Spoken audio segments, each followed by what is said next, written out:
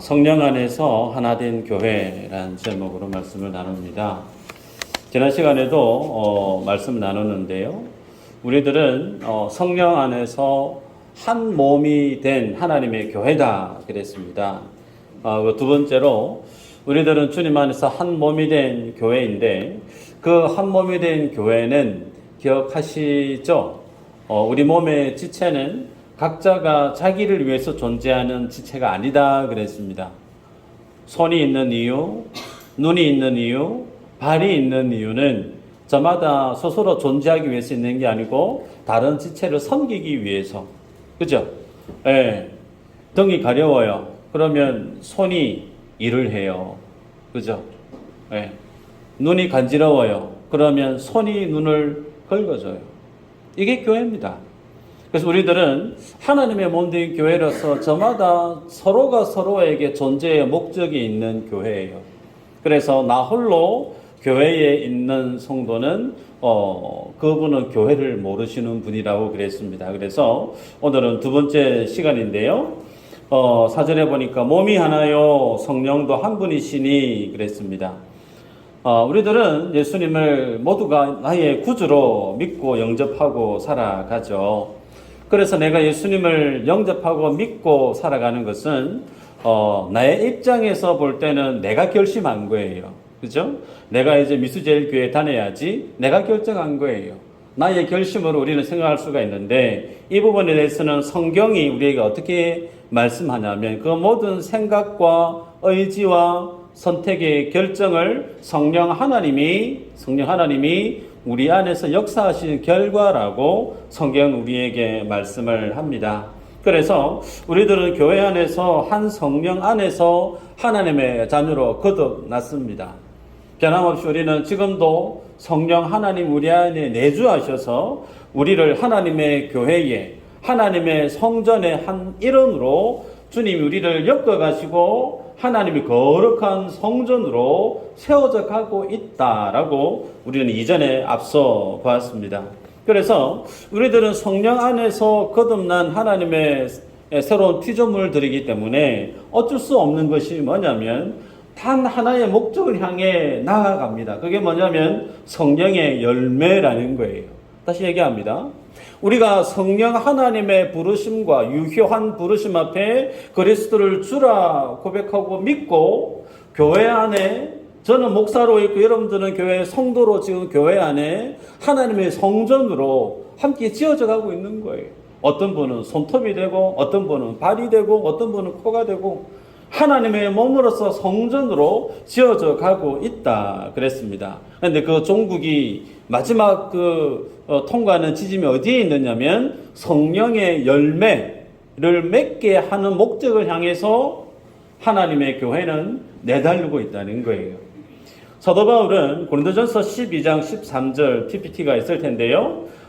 읽어보면 제가 우리가 유대인이나 헬라인이나 종이나 자유인이나 다 한 성령으로 세례를 받아 한 몸이 되었고 또 다 한 성령을 마시게 하셨느니라 그랬어요. 여기에 보면 유대인, 헬라인, 종, 자유인, 소위 인종 구분 없다는 거예요. 그 사람의 지위 혹은 성 구분 필요 없다는 겁니다. 모두가 다 한 성령 안에서 세례를 받았고 한 성령을 마시게 함으로 모두가 그리스도 안에 한 몸이 되었다. 하나의 교회가 됐다. 그렇게 우리에게 말씀을 해요. 마찬가지죠. 이 가운데는 태생이 통영 충무이신 분이 있을 수 있어요. 저는 거제 출신입니다. 거제 출신 있는 분도 계시고 혹은 고성인 분도 계시고 혹은 저기 전라도 먼 곳에 있는 분도 계시고 혹은 우리 교회에 이제 이주민이 오셔서 정착하면 또 외국인이 등록이 사게 되죠. 외국인도 함께 미수제일 교회가 되어지죠. 그런데 저마다 태어난 곳, 핏줄, 인종, 성격, 성향 다 달라도 뭐가 동일하다는 거예요? 한 성령. 성령 하나님으로부터 동일한 성령 세례를 받았다는 거예요. 동일한 성령 세례를 받았기 때문에 우리는 한 성령으로 무엇을 향해 내달리고 있다? 하나님의 성령의 열매를 향해 걸어가고 있는 하나님의 교회, 하나님의 자녀란 사실이죠. 어릴 때 그런 경험들 하셨을 거예요. 아버지, 엄마 손 붙잡고 재래시장에 갑니다. 그러면 재래시장 참 재밌잖아요. 먹거리도 많고. 그래서 새로운 거 막 보다가 갑자기 소리 나요 하면서 뭐가 나죠? 빵 하잖아요. 갑자기 막 심장이 턱 떨어지는 그런 경험도 아마 하셨을 거예요. 그러면서 제 어릴 때 기억이 납니다. 또 언제 터지지? 그게 신기해가지고 막 돌리고 있다가 소리 나요 하면 빵 소리와 함께 하얀 강냉이가 뻥튀기 어디서 다 나오죠. 근데 그 기계 안에 옥수수도 들어가고요, 쌀도 들어가고요, 또 뭐 가래떡도 들어가고 하여튼 많이 들어가요. 그런데 시간이 어느 정도 지나고 난 다음에 뻥 소리와 함께 나오는 것들은 하나같이 뭐로 바뀌어져 있느냐면 뻥튀기죠. 모양은 다 제각각 다를지라도 뻥튀기로 동일해요. 무슨 얘기인가? 우리가 다 제각각이에요. 그러나 한 성령이라고 하는 뻥튀기 기계 안에서 하나님 새롭게 다 만들어버렸어요. 그래서 그리스도 안에 있는 인생은 하나님 안에서 새로운 피조물이라고 그래요. 그래서 우리들은 동일하게 하나님의 한 성령을 입은 사람이다. 예수님은 요한복음 15장 8절에 이렇게 말씀을 합니다. 말씀 한번 읽어볼까요? 있나요? 네. 시작.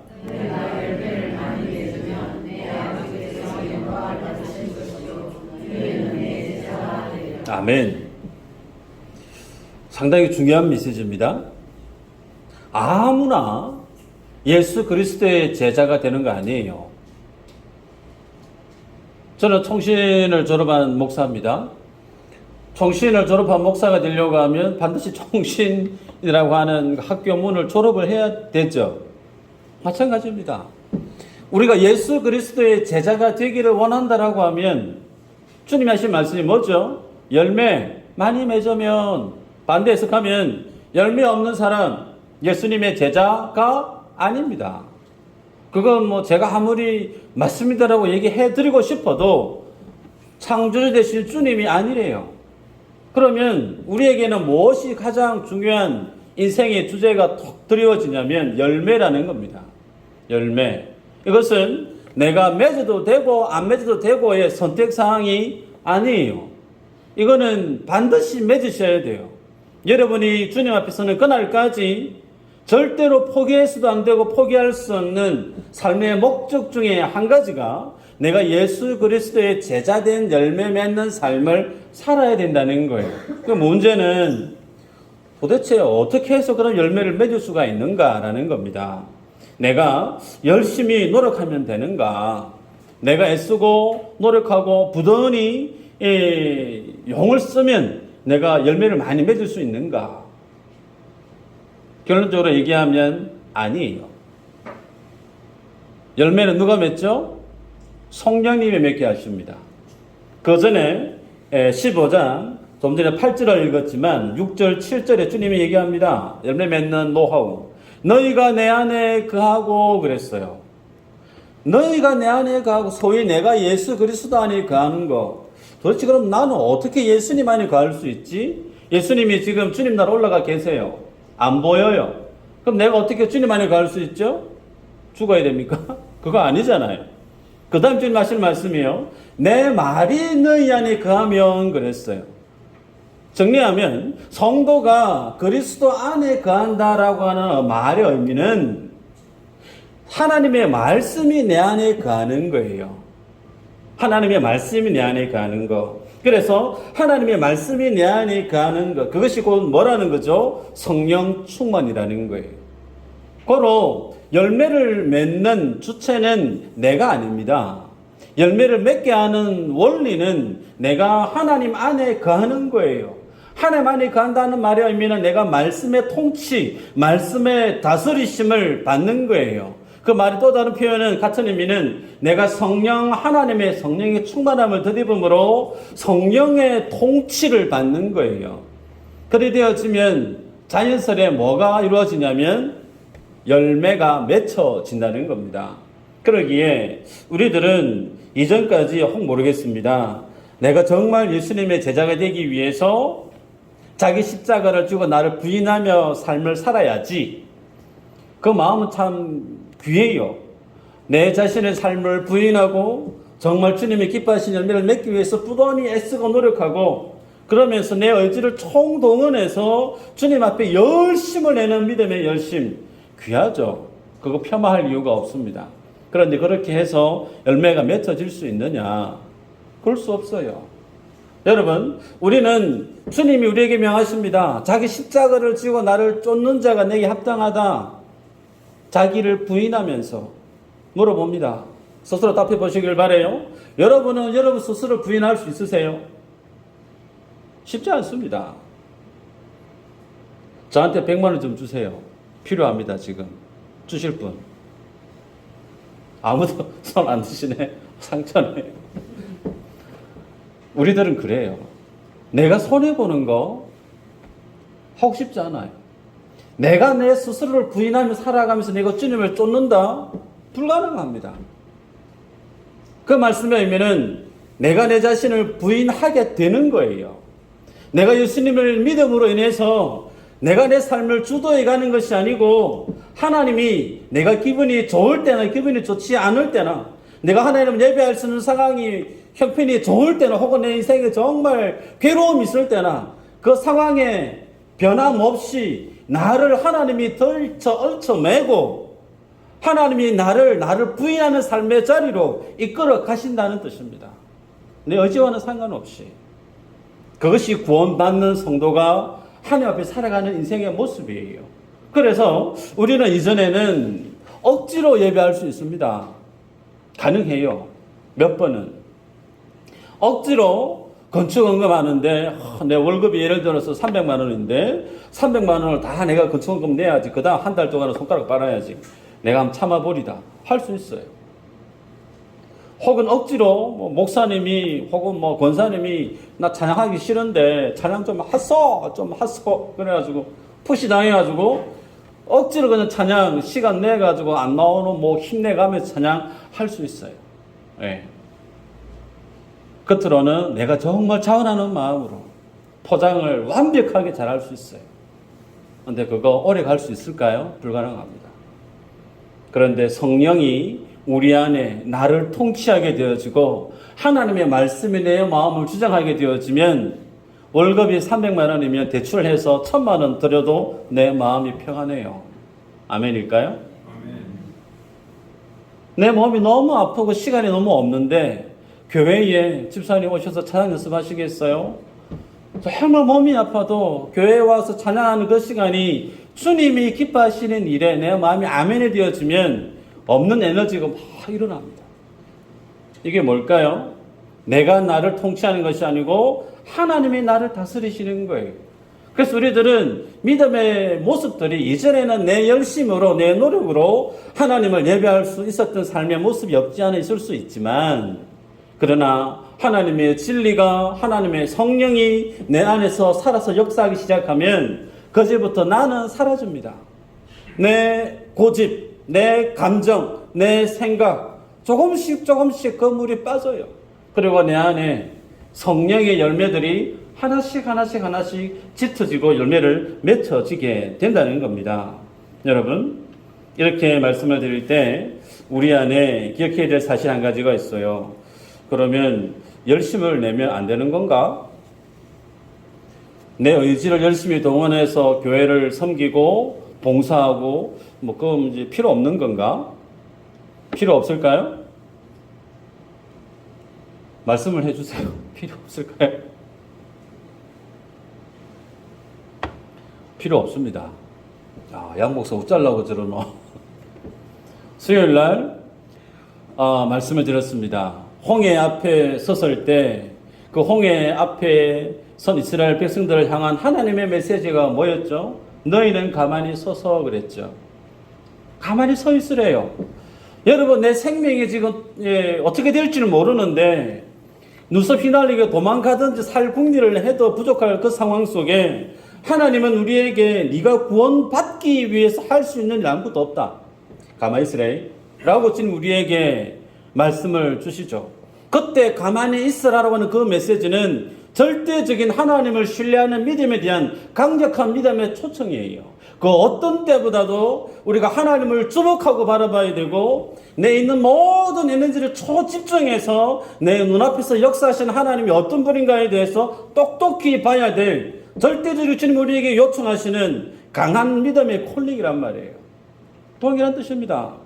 우리가 주님을 믿고 믿음의 삶을 살아갈 때 성령의 열매를 맺기 위해서 내 의지를 불태울 필요는 없어요. 내가 더 잘하기 위해서 의지를 북돋우고 뭘 그래 할 수는 있겠지만, 믿음의 말씀의 정도는 그것이 아니고요, 나를 구원하신 예수님의 십자가가 어떤 은혜인가를 보아야 된다는 거예요. 내가 어떤 죄의 자리에 있다가 주님이 나를 구속해 내시는지를 보셔야 돼요. 그리고 내가 어떤 삶의 상황을 걸어가고 있는 중에 주님이 나와 어떻게 동행하고 있는지를 생생하게 보셔야 돼요. 여기에 우리의 마음이 집중되어지면 성령의 열매는 하나님이 맺어가십니다. 그 주님을 보지 않고, 그 십자가를 보지 않고, 주님이 내게 주신 그 은혜에 눈 감고 내가 앞장서서 내 인생의 문제를 풀어가려고 하시면 어느 정도는 가능해요. 그러나 평생토록 그렇게 못 삽니다. 그건 구원받은 사람이 살아갈 수 있는 믿음의 길이 아니에요. 구원은 주님이 우리에게 주셨죠. 믿음이라고 하는 거 성경은 얘기합니다. 하나님이 주신 선물이다. 우리의 구원의 시작은 하나님의 선물로 시작됐어요. 그러면 구원의 시작을 주님의 선물로 받은 우리가 그 구원의 과정과 구원의 마지막까지 하나님은 하나님의 열심으로, 하나님의 능력으로 우리의 구원을 완성해 가십니다.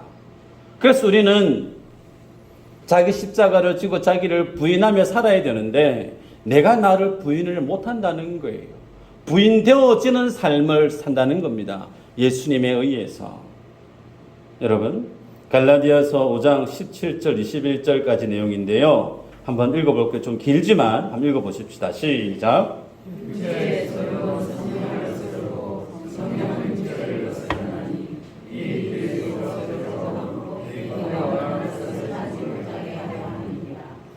너희가 만일 성령의 인도하시는 바가 되면 율법 아래에 있지 아니하리라. 육체의 일은 분명하니 곧 음행과 더러운 것과 호색과 우상 숭배와 주술과 원수 맺는 것과 분쟁과 시기와 분냄과 당 짓는 것과 분열함과 이단과 투기와 술 취함과 방탕함과 또 그와 같은 것들이라. 전에 너희에게 경계한 것 같이 경계하노니 이런 일을 하는 자들은 하나님의 나라를 유업으로 받지 못할 것이요. 24절 읽어볼까요? 24절 선언합니다. 시작. 그리스도 예수의 사람들은 육체와 함께 그 정욕과 탐심을 십자가에, 아멘인가요? 십자가에 못 박았느니라. 못 박았느니라. 성경은 하나님 앞에 서 있는 인생이 두 가지의 삶의 열매를 맺는다고 기록하고 있어요. 하나는 성령의 열매입니다. 또 하나는 육체의 열매예요. 좀 전에 읽었던 갈라디아서 5장 17절 21절의 내용들은 육체에 대한 열매죠. 그래서 신앙생활을 같이 오래 하고 있어요. 교회 안에서 내가 그 성도님 알고 지낸 지가 상당히 꽤 됩니다. 그런데 그분의 삶을 볼 때에 육체의 열매를 맺고 있는 분이 계시고 성령의 열매를 맺고 있는 분이 계세요. 옆에 있는 분 한번 보세요. 정죄하지 마시고 내 볼 때 딱 육체 그렇게 정죄하시면 안 되고 본인이 본인을 점검하시길 바라요. 다른 사람이 니는 그거 같은데 그러면 정죄고 판단되기 때문에 상처받습니다. 스스로를 점검하시길 바라요. 내 안에는 어떤 마음이 더 큰가? 원망과 시기와 분냄과 원수 맺는 거, 분열, 당짓는 거, 이런 어떤 세속적인 것들이 내 마음을 많이 주정하고 있는가? 아니면 성령의 열매를 말씀하는 것처럼 사랑과 희락과 화평과 오래 참음과 자비와 양성과 온유와 충성에 해당되어지는 이런 성령의 열매에 대한 인격적인 모습들이 내 삶 속에 더 많이 내 삶을 주도하고 있는가? 이 양쪽의 영역에서 내 삶의 무게 중심추는 어느 쪽이 더 가까운가? 그 모습이 지금 내가 주님 앞에 서 있는 믿음의 현 주소인 줄 압니다. 예수님은 우리에게 말씀합니다. 열매로 그들을 알리라 그랬어요.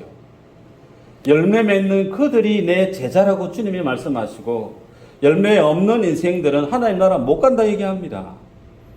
그래서 주님이 하시는 말씀이 나더러 주여 주여 하는 자마다 천국에 들어갈 것 아니요 다만 하늘에 계신 내 아버지 뜻대로 행하는 자라에 들어간다라고 말씀을 해요. 성경은 마지막에 귀결되어지는 그 종점이 어디냐면 성령의 열매로 마침이 됩니다. 고로 우리들은 하나님이 기뻐하시는 성령의 열매에 대해서 깊이 묵상해야 돼요. 그러기 위해서 성령에 대해서 계속해서 우리는 궁금해하고 또 성령님이 어떤 분인가에 대해서 깊이 있게 아셔야 될 이유가 있습니다. 여쭤볼까요? 성령님이 이 땅에 왜 오셨죠? 내가 오라고 안 했는데 그거 아니죠. 성령님 왜 이 땅에 오셨죠? 사도행전 1장 8절 기억나십니까? 한번 읽어볼까요? 시작. 오직 성령이 너희에게 임하시면 너희가 권능을 받고 내 삶과 은혜와 사랑과 착함을 되어 내 증인 되리라. 아멘. 자, 여기 보면 성령이 이 땅에 오신 목적이 예수 그리스도의 증인 되게 하기 위해서 오셨다 그래요. 예수님의 증인이 되기 위해서는 순교를 각오해야 될 성경에 기록된 시기죠. 내 생명을 걸어야 되는 거예요. 그러면 당연히 순종은 전제되어져 있는 겁니다. 다시 얘기하면 성령이 이 땅에 임하신 이유는 모든 하나님의 자녀들이 하나님의 자녀가 되어져서 하나님 앞에 순종하는 하나님의 자녀다운 삶을 살게 하기 위한 목적임을 성경이 우리에게 밝히고 있습니다. 그래서 우리들은 성령이 이 땅에 임하실 때 성령의 충만함을 간구해야 되는데, 지난주에 우리 교회에서 주보에도 나가지만 새벽 예배 본문이 사무엘 상이죠. 사울 왕에게 하나님의 영이 임합니다. 그리고 사울도 예언하는 사람들 틈바구니 속에서 예언을 해요. 그리고 사울을 통해서 하나님이 많은 전쟁에서 승리를 안겨주십니다. 그런데 나중에는 하나님께서 그 사울을 왕된 것을 후회한다 그랬습니다. 그리고 결국에는 그 사울을 버리죠. 포기해버립니다. 왜 하나님이 사울을 포기해버릴까? 성경에 보면요, 창세기 6장 3절 이렇게 기록합니다. 말씀 보시면 여호와께서 이르시되 나의 영이 영원히 함께 사람과 함께하지 아니하리니 이는 그들이 육신이 됨이라. 그러나 그들의 날은 120년이 되리라 하시니라. 여기서 보면 하나님이 인생과 함께 계시다가 성령이 아예 영원토록 인생을 떠나버린 이유를 밝히죠.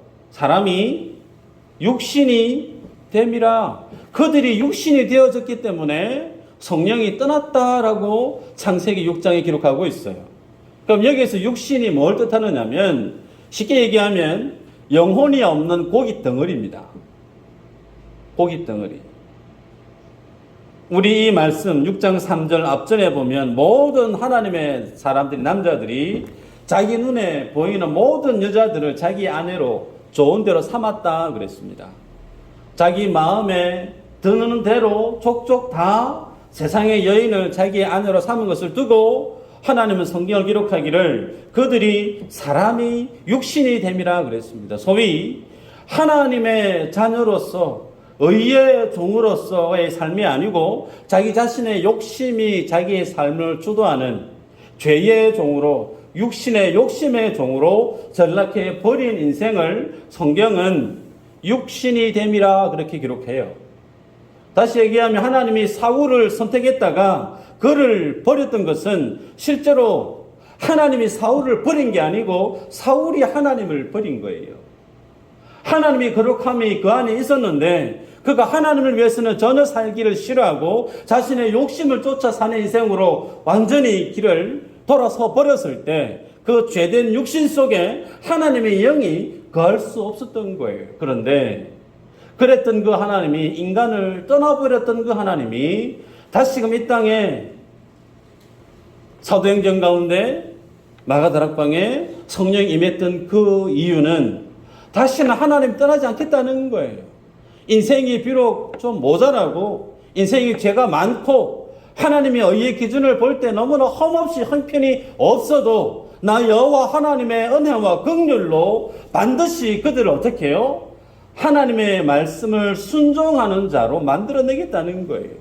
그래서 하나님이 어떻게 임하십니까? 한번 따라 하십시다. 임마누엘 임하시는 거예요. 결코 떠나지 아니하시는 성령 하나님이 우리의 구원을 시작하셨고 구원을 시작하신 그 하나님이 우리의 구원을 마지막까지 주님이 견인해 가십니다. 그러기에 성령 안에서 진짜 구원받고 성령으로 거듭난 인생은요, 예수님의 복음과 주의 진리의 말씀 앞에 즐거이 헌신하고 즐거이 순종합니다. 오히려 죄 짓는 것에 대해서 두려워 떨어요. 달콤한 죄 짓는 것에 대해서 경계심이 아주 대단합니다. 오늘 나는 정말 주님 안에서 거듭난 인생이 맞는가 자문해 볼 필요가 있죠. 그래서 저는 높아심에 이 말씀을 꼭 전합니다. 성령 충만을 이상하게 생각 안 했으면 좋겠습니다. 충만이라고 하니까 물리적인 개념으로 많은 분들이 이해하는 경향이 있어요. 마치 내 마음속에 빈 공간이 있는데 주의 성령이 마치 이 수도꼭지처럼 털어서 내 빈 마음속에 성령에 가득히 채워져서 흘러 넘치게 되어지면 하나님 주시는 은혜와 능력이 있어서 그 능력을 행하는 것, 소위 그것을 성령 충만이라고 생각하는 분들이 종종 있어요. 어느 교단에 속해 있는 성도님은 방언 기도를 못하는 사람은 구원 못 받았다라고 얘기도 해요. 혹은 다른 특별한 은사가 없는 목회자 혹은 교회 중직자들은 그런 능력이 은사가 없을 때는 능력 없는 사람, 이류, 삼류로 그렇게 정죄하듯이 폄하하는 분들도 실제로 있습니다. 한국 어느 교단에서는요. 여러분, 그러나 그것이 정말 성령 충만을 의미하는 건가? 아니에요. 여러분, 성령은 예수 그리스도의 영이죠. 이 이야기는 제 얘기가 아니고 성경이 하는 얘기입니다. 성령은 또 다른 이름은 예수의 영이에요. 그러면 성령이 충만하다라고 하는 의미는 예수로 충만하다는 거예요. 예수로 충만하다. 에베소서 1장 23절에 이렇게 기록합니다. 교회는 그의 몸이며 만물 안에서 만물을 충만케 하는 자의 충만이니라 그랬어요. 여러분, 교회는 주어가 교회예요. 그 교회가 어찌 됐다는 거예요? 그 교회 이꼴 만물을 충만케 하는 이의 충만, 소위 성령 충만이라 얘기하는 겁니다. 그래서 교회는 다른 어떤 것이 아니고 이미 예수로 충만해져 있는 모습이 곧 교회라는 거예요.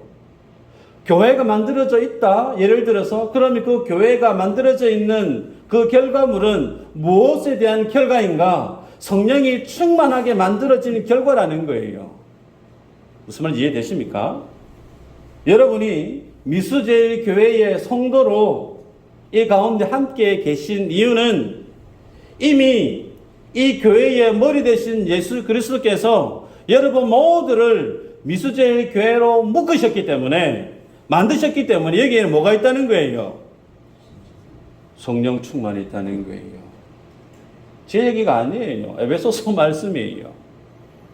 그래서 성령 충만은 물리적인 어떤 그런 개념이 아닙니다. 예수로 충만하다는 거예요. 예수님은 우리가 합니다. 자기 자신을 정죄하고 자기 자신을 채찍질하고 십자가에 못 박는 배신하고 떠나는 모든 인생들을 위해서 자기의 생명을 대성물로 주셨던 분이 예수님이에요. 그 예수님에게는 절대적으로 뭐가 있었죠? 온유하심이 있었고 겸손하심이 있었어요. 소위 내가 예수를 믿음으로 인해서 내가 성령에 충만하다라고 하는 사람 안에는 반드시 뭐가 있어야 되냐면 겸손이 있을 수밖에 없습니다. 온유함이 있을 수밖에 없어요. 그렇지 않고 내가 성령 충만함을 받았다고 하면서 막 언사에 대한 그것을 자기의 능력인 양 그렇게 함부로 얘기하고 다른 사람을 깎아내리고 다른 사람을 폄하하고 겸손한 모습은 눈시껏 봐도 별로 겸손한 모습이 없다 싶으면 그분은 성령 충만을 받으신 게 아니에요. 아니에요. 그분은 좀 멀리 하시는 게 내 신상에 이롭습니다.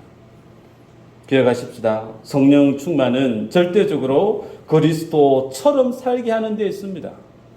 자기 자신을 부인하고 말씀 앞에 순종한 자가 되어질 수밖에 없고 다른 사람 앞에 철저하게 겸손해지고 낮아지고 온유함으로 다른 사람을 살리는 그 일에 자신의 삶을 낮게 낮추어서 그리스도만을 드러내는 하나님만을 드러내는 그 성품이 성령 하나님 하시는 가장 주된 사역이란 말이에요. 그러기에 우리들은 주의 몸된 교회 안에서 어떤 분이 정말 성령의 열매를 맺고 사는지 찾아보셔야 됩니다. 그 중에 내 스스로가 그런 성령의 열매를 맺기 위해서 주 앞에 깨어 있어야 되겠죠. 그 다음에 등장하는 것이 한 소망입니다. 너희가 부르심의 한 소망 안에서 부르심을 받았다 그랬습니다. 자, 이 소망은 도대체 어떤 걸 또 의미하는가? 골로새서 1장 17절 한번 보겠습니다. 예, 시작.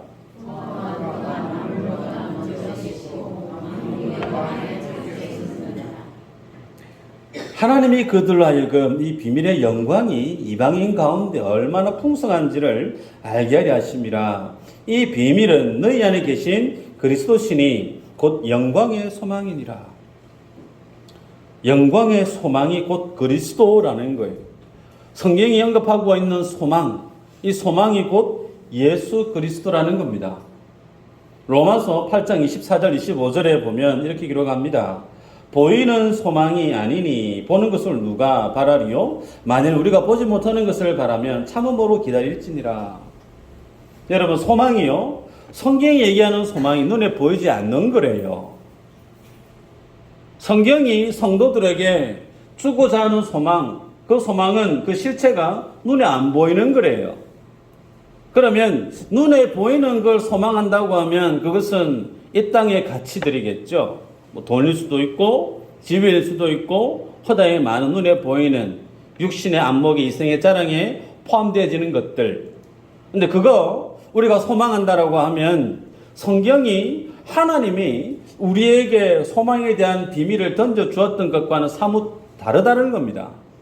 그래서 오늘 내가 예수님을 믿으면서 내 안에 어떠한 것을 소망하며 사는지 스스로 점검해야 돼요. 내 안에는 성경이, 예수님이, 하나님이 나에게 주고자 하셨던 그 소망이 내 안에 있는가? 그 소망은요, 디도서 1장 2절에 이렇게 기록합니다. 영생의 소망을 위함이라. 이 영생은 거짓이 없으신 하나님이 영원 전부터 약속하신 거 그래요. 하나님이 거짓이 없는 분이시기 때문에 하나님이 영원 전부터 너희에게 주고자 했던 것을 주님이 주신대요.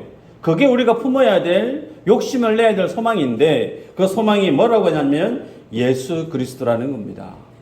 여러분, 예수님이 얘기합니다. 내가 곧 길이요 진리요 뭐죠? 예수가 생명이에요. 예수가 생명.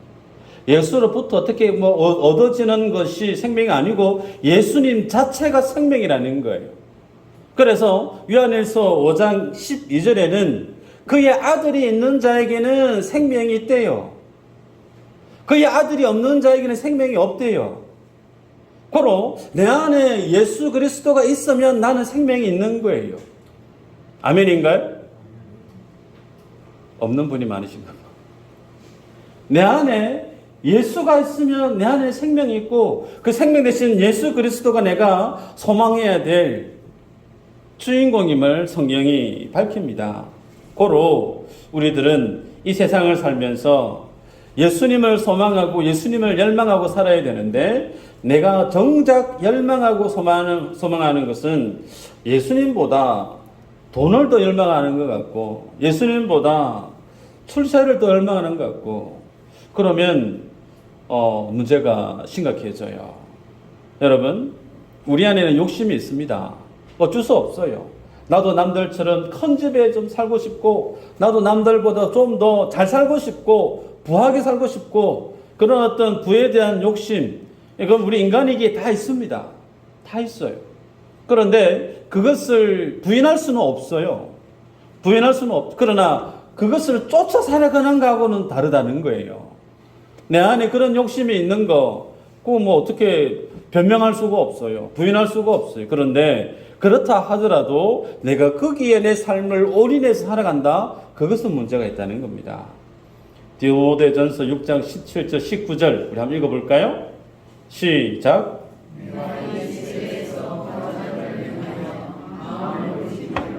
정함이 없는 재물에 소망을 두지 말고 오직 우리에게 모든 것을 주의 주사 누리게 하시는 하나님께 두며 선을 행하고 선한 사업을 많이 하고 나누어 주기를 좋아하며 너그러운 자가 되게 하라. 이것이 장래에 자기를 위하여 좋은 터를 쌓아 참된 생명을 취하는 것이니라. 여러분, 성경은요 회색 지대가 없습니다. 성경은 분명해요. 중간 지대 없습니다. 주님 우리에게 명하시는 말씀, 정함이 없는 재물에 마음 두지 마라. 모든 것을 후히 주시며 누리게 하시는 하나님께 마음을 두라. 그리고 선을 행하고 선한 사업을 많이 하고 나누어 주기를 좋아하고 너그러운 자가 되라. 장래에 자기를 위하여 좋은 터를 쌓아 참된 생명을 취하는 것, 참된 생명을 취하는 것, 그것이 곧 나누고 섬기는 삶의 귀결됨을 성경이 우리에게 말씀을 합니다. 말씀을 맺는데요. 여러분, 주님이 우리의 소망입니다. 그 주님을 열망하셔야 돼요. 수요 기도회 때마다 제가 오시는 분들과 함께 기도하는데요. 가장 성경적인 교회가 되게 주옵소서. 여러분들이 다 아멘 하시는 줄 믿습니다. 그런데요, 그 성경적인 교회, 복음적인 교회, 우리의 교회에 비전을 두고 목 놓아 기도하는데, 그렇게 기도하면서 정작 기도의 예배의 자리에 내가 함께 하기를 절개하지 아니한다? 문제가 있죠. 기도는 정말 내가 하나님 성경적인 교회 되게 해주십시오라고 목 놓아 부르짖어 기도하는데, 내 삶의 일상의 모습들 속에서는 성경적인 믿음의 삶을 견지하지 못하고 그냥 내 마음 내 뜻대로 그냥 믿음의 가치를 적당히 세상과 함께 타협하면서 경계선을 넘나들면서 살아간다? 그분은 믿음의 고백과 삶이 따로예요. 성령이 인도하시는 삶이 아닙니다. 저는 우리 교회가 정말 목회자가 푸시해서 땡겨서 억지로 예배 자리에 앉히고 하려고 하면 그때쯤 가면 이제 양 목사가 이제 넉대가 돼 있는 거예요. 선한 목자가 아니고. 저는 여러분들이 스스로 주님 앞에 가슴을 찢는 회개가 있었으면 좋겠습니다. 성경적인 교회가 되기 위해서 내 안에 하나님의 진리가 부재한, 하나님의 거룩하심이 부재한 내 안에 허물 때문에 그 주님의 십자가 앞에 나오셔서 새벽을 사시고 수요일 밤 기도회를 사시고 어느 누가 말리지 않아도 주님 앞에 눈물을 훔쳐가며 주님 앞에 나를 구원하신 은혜에 그 은혜에 부합한 믿음의 삶을 살아내는 여러분 되셨으면 좋겠어요. 이게 뭐라고요? 교회입니다. 그 교회는 연합되어 있다고 그랬습니다. 목사 혼자 그 삶을 못 살아요. 장로님 혼자 그 삶을 못 삽니다. 권사님 한두 번으로 그렇게 못 살아요. 교회는 연합되어져 있습니다. 운명 공동체예요. 하나님이 다 같이 불렀단 말이에요. 그러기에 내가 부르짖고 기도한 그 기도의 내용에 부합된 삶을 살아낼 수 있도록 주님 앞에 엎드리고 말씀 앞에 순종하는 우리가 되므로 정말 성령이 하나 되게 만든 교회, 이 교회됨의 영광을, 능력을 경험하고 누리는 우리들이 되시기를 주 이름으로 축복합니다.